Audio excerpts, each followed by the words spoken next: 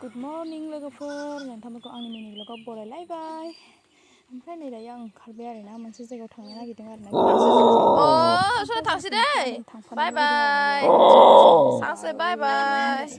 लोगोफोर जों बाय बिराद बाय थांनो लुगैयो बियो गारि बोसोरनाया गाखोनो मोजां मोनो आरो सोरनो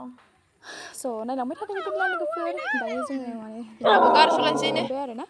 गारिजों थांसै जोङो स्कुटिजोंहाय टाटा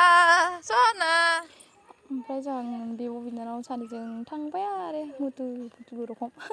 मोखां बुगालाथा लानानै ओमफ्राय जों सानैजों सेम नुगोना नुआ खोन्थाहर दे कमेन्टआव लोगोफोर बावनो नाङा आरो ना ओमफ्राय बिराद मोजां जादों आरो ना भिउआ लोगोफोर नायलाय वाव अखा हास्रो फुङाव माने मोनायाव अखा हादोंमोन नालाय ओमफ्राय फुङाव जि आराम जादों आरो ना थांनो लोगोफोर बेरायबाय थानो गोसो जालायबाय आरो आंहा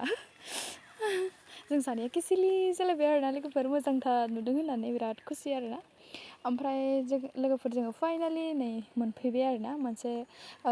मेहेन्दी दंमोन आरो ना फार्स्ट टाइम आखिगोन जोङो सानैजोंहाय ओमफ्राय नायलांबाय थादों नोंथांमोना माबोरै जायो आरो ना फाइनाल रिजाल्टखौहाय स' हिन्जाव गोदानखौ एसे रिल्स टिल्स बानायबाय आरो ना जोङो हिन्जाव गोदानाथ' जा किउटखा आरो ना जा मोजांखा लोगोफोर ओमफ्राय लोगोफोर नै फाइनालि आखिखांबाय आरो ना फार्स्ट टाइम आखिदों आरो ना माबोरै नुखो नोंथांमोना कमेन्टआव खोन्थानो दाबावदे लोगोफोर नै बिनानावा जाहा आखिबाय दङ इना जाथ'वाखै ओमफ्राय आंना कमप्लिट जाबाय स' बाय बाय